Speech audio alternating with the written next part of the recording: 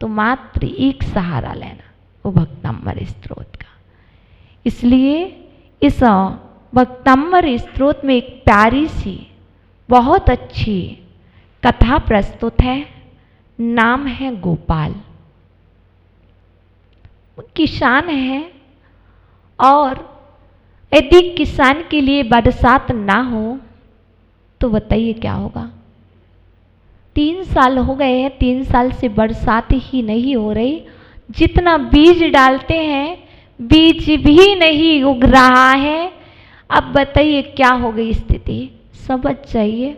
और गोपाल ऐसे, और उसकी 3 बेटियां घास जैसे बरसात के दिनों में बहुत जल्दी बढ़ जाती हैं, ऐसे ही उस गोपाल किसान की 3 बेटियां बढ़ती जा रही हैं घास की तरह। तीनों की तीनों एक साथ बढ़ गई हैं और वही गोपाल बेचारा चिंता में बैठा है, क्या करूं,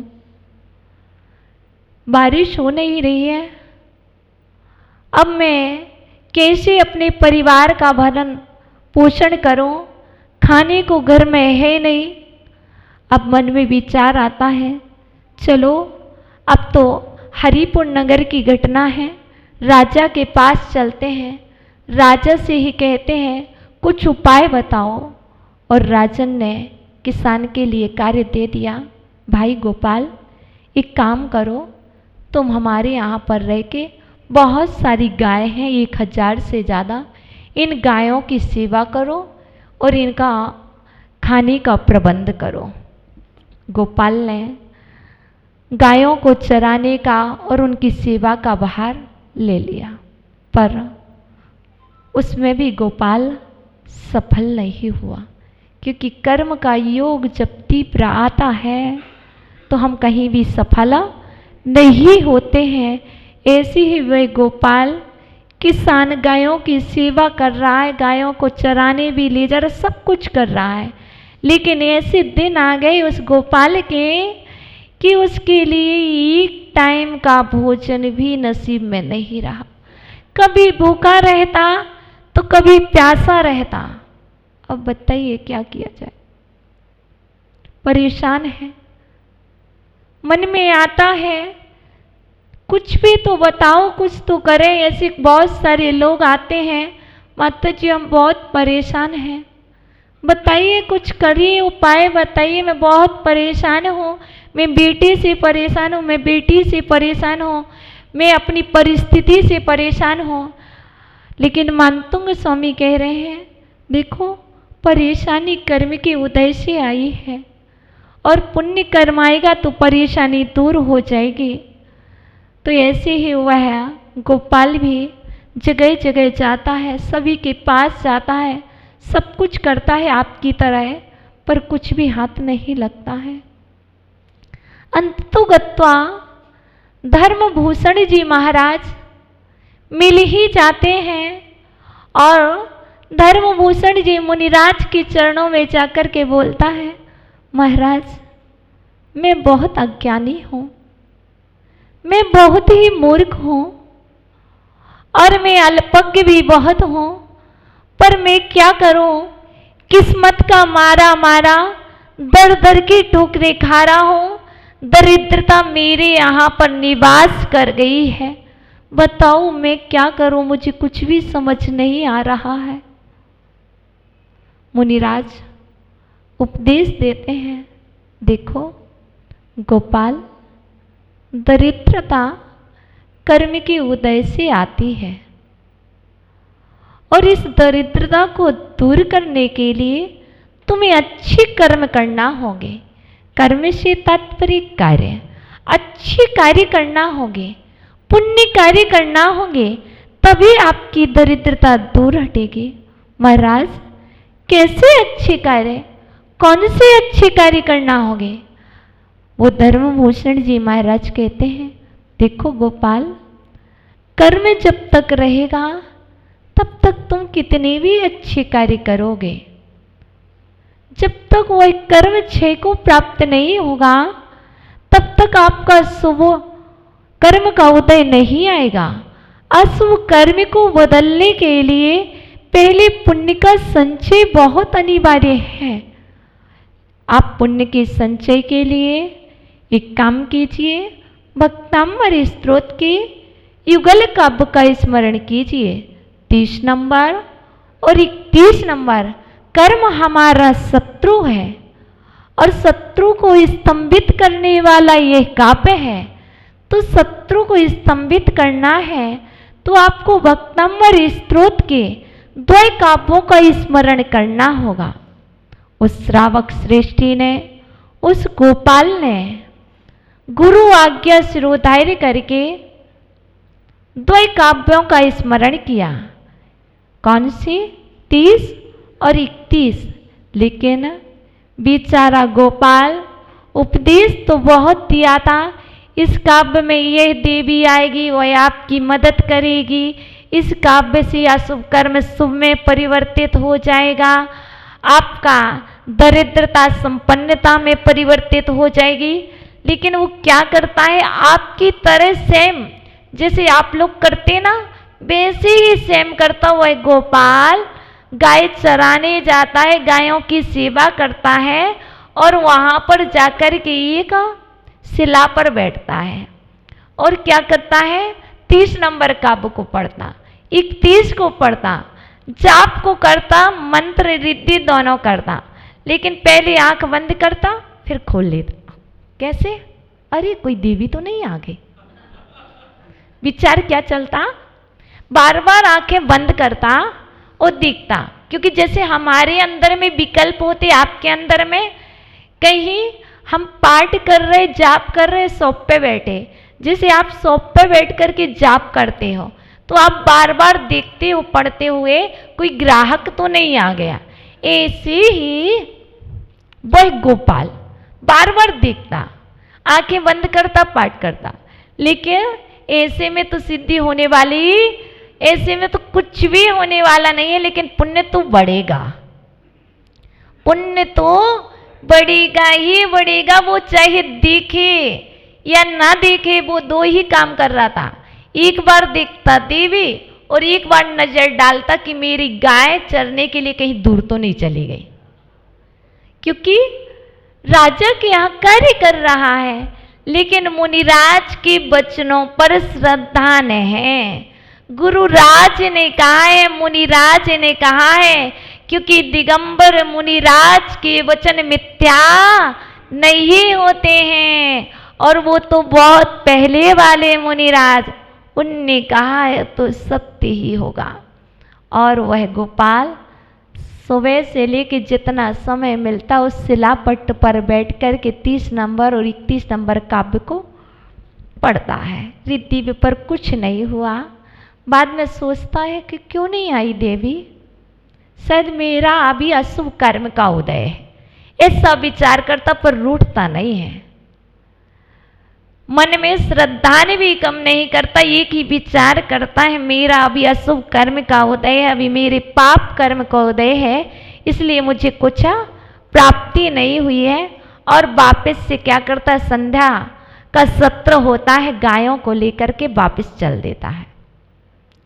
जैसे ही वापस चलता है तो हरिपुर की बात है, लेकिन हरिपुर के राजा का स्वर्गवास हो जाता है, मरण हो जाता है और राजा निसंतान थे और सरदार लोग आपस में लड़ रहे थे।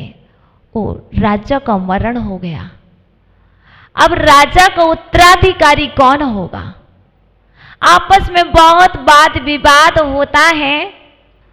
लेकिन वहां के मंत्रियों ने, सरपंच ने मंत्रणा कर दी कि ये हाथी राजा का जिसके गले में माला डाल देगा वही राजा का उत्तराधिकारी दूसरा राजा होगा। अब सरपंच ने कह दिया, हाथी के सूंड में माला भी दे दी। हाथी के पीछे बहुत सारी पब्लिक चल रही थी। सोच रहे थे लोग कि हाथी हमारे गले में माला डाल दे, जैसे आप सब लोग हमें डाल दे, हमें डाल। सत्य है, ऐसा होता है, लेकिन ऐसा कुछ भी नहीं हुआ। यहाँ बेचारा गोपाल दौड़ के। उसे डर लग रहा था, ये हाथी मेरे साइड आ रहा है, अब क्या करूं। वो पीछे भाग रहा, डर रहा, लेकिन वो इतना पीछे भागा, इतना पीछे भागा, जैसे सामने से कोई शत्रु आए तो लोग क्या करते हैं, शत्रु से बचने के लिए पीछे भागते हैं, अपने प्राणों की रक्षा करते हैं। ऐसे वो गोपाल भी अपनी रक्षा के लिए पीछे जाता है, लेकिन जब उसे बचने का उपाय नजर नहीं आता तो वो आंख बंद कर लेता है और बस गुरु के वचन को याद करता है। मेरे गुरुराज ने कहा था युगल काव्य को पढ़ना, अभी तो वो मंत्र और काव्य को मन ही मन में पढ़ रहा था, लेकिन जब संकट आता है तो अब आवाज अंदर से निकलती है। जब चोट लगती तो क्या निकलती, मम्मी बचाओ, मम्मा बचाओ, निकलती ना आवाज अंदर से जब चोट। ऐसे जब उस गोपाल के लिए चोट लग रही थी कि अब तो हाथी मेरे पास आ गया और मुझे उठा करके फेंक देगा, तो उस गोपाल के अंदर से मुख से वचन निकलने लगे, छत्तत्रयम् और कुंदावदाति। ये दोनों काबुवती तेज से आंख बंद कर ली कि अब मुझे कुछ भी नहीं देखना, अब तो जो होगा सो होगा। और उस गोपाल ने दोनों काव्यों को बहुत तेजी से पढ़ा, और जैसे ही तेजी से पढ़ा तब तक हाथी आया और हाथी ने गोपाल के गले में माला डाल दी।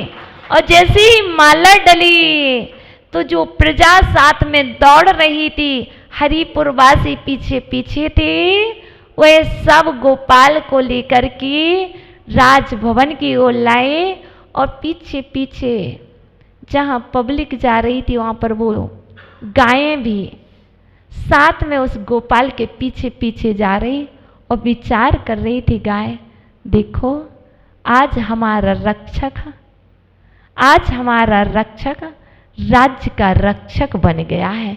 उन गायों ने भी मंद मंद खुशियों से सराहना की। सबका पुण्य भिन्न भिन्न होता है, तुम रक्षा करो, तुम सेवा करो, तुम विनय करो, तुम भैयावृत्ति करो, एक दिन तुम्हारा कर्म अवश्य दूर होगा, अशुभ कर्म पुण्य में परिवर्तित होगा। इसलिए आप उदास ना हो, आप निराश ना हो। देखो जो भी है, जो भी है तुम्हारा किया हुआ कर्म है, बस जब भी परिवर्तित होगा किसी दूसरे के करने से नहीं होगा, आपके द्वारा कुछ करने से ही वह कर्म परिवर्तित होगा। इसलिए आप सबके लिए चाहिए है एक शास्त्र, वह शास्त्र है भक्तामर शास्त्र। अब आप शस्त्रों का त्याग कर दो, अब मात्र आप अपने हाथ में शास्त्र को लेना सीख जाओ। शास्त्र को लेना सीख जाओगे तो अपने आप तुम्हारी रक्षा हो जाएगी। इसलिए आज हमने 30 नंबर काव्य से जाना है, जिसके ऊपर श्वेत चवर ढुराए जाते हैं। वह परमात्मा होता है। जो परमात्मा के ऊपर चवर ढुराता है वह एक दिन परमात्मा बनता है। जिसने राजा की सेवा की है, राजा की आज्ञा का पालन किया है, वह एक दिन राजा बन गया है। तुम भी जिनेंद्र देव की आज्ञा का पालन करो, वो भी राजा हैं, वो भी महाराजा हैं, उनकी आज्ञा का पालन करो। तुम्हें भी तुम्हारे प्रभु एक दिन अपने जैसा बना लेंगे। इसलिए आपको कहीं मत जाओ, कहीं जाने की आवश्यकता नहीं है। अब तो मात्र अपने अंदर में आने की आवश्यकता है। एक बार आ जाओ तो दोबारा जाने की आवश्यकता नहीं रहेगी। उस गोपाल ने जो रिद्धि और मंत्र पढ़ा था वह इस प्रकार था। आज की रिद्धि है ओम ह्रीम अरहमा नमो घोर गुणाणम झ्रोम झ्रोम नमः। अर्थात इसका अर्थ है नमो घोर गुणाणम, उत्कृष्ट गुणों के धारी जिनेंद्र भगवान को हमारा नमस्कार हो। उत्कृष्ट गुणों के धारी ऋषि वरों को हमारा नमस्कार हो। और इसका मंत्र है, देखो श्रद्धा न रखना, जो है वही बताएंगे। यंत्र में लिखा है ओम ह्रीम श्री पार्श्वनाथाय श्री धर्णेन्द्र पद्मावती सहिताय नमो अट्ठे मट्ठे क्षुद्र विगट्टे क्षुद्रान स्तंभय स्तंभय रक्षाम कुरु कुरु स्वाहा। जो आपके यंत्र जी समोसरण में विराजमान है, इस यंत्र जी में 30 नंबर काप में यह मंत्र है। और जो हमने रिद्धि बताई है वह रिद्धि है। और इसके साथ 31 नंबर काप, 30 और 31 ये युगल काप हैं। जब शत्रु को स्तंभित करोगे तो क्या होगा? राज्य में सम्मान भी मिलेगा। तो आगे जो इसका जो युगल काव्य है उसका मंत्र है ओम ह्रीम अर्हाम नमो घोर गुण परिक्रमाणाम ज्रोम ज्रोम नमः। और इसका मंत्र है ओम उपसर्ग हरम पासम बंदामी कम्य घड़मुखम विषहर विषृणासम मंगल कल्याण आवासम ओम ह्रीम नमः स्वाहा। जो हमने ये मंत्र बताया, ये उपसर्ग हर स्त्रोत का श्लोक है जो 31 नंबर काव्य में दिया गया है। कैसे भी उपसर्ग हो, कैसी भी बाधाएं हो, चाहे शत्रु द्वारा उपसर्ग हो, चाहे मित्र द्वारा उपसर्ग हो, चाहे अचेतन द्वारा हो, किसी के द्वारा भी उपसर्ग हो, इन द्वय काव्यों के माध्यम से वह उपसर्ग दूर होता है। सो आप अपने उपसर्गों को दूर करें और उपसर्ग को जीत करके आप समता को धारण करें। इसी मंगल भावना के साथ आप सभी के लिए बहुत बहुत सद्भावनाएं। आपका श्रद्धान बढ़े। ओम नमः।